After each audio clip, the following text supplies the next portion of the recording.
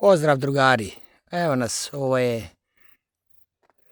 manastir Bogoštica gdje se nalazimo, prelepa pitoma rađevina, znači staza koja je vodila do ovdje je za početnike bicikliste idealna, s tim do određenog mjesta gdje jednostavno morate biti malo profesionalniji da bi stigli do manastira Bogoštica jer ima dosta uzvišenja.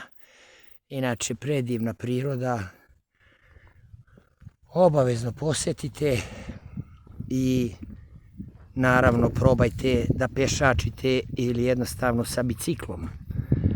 Evo nas ovdje Desanka, zahvalni čitaoci Desanki Maksimović, njen izvor.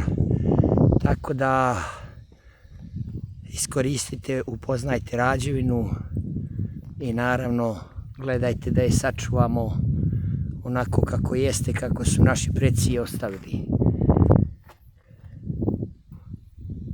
Tako, dragi moji, veliki pozdrav za sve vas i uvijek budite spremni.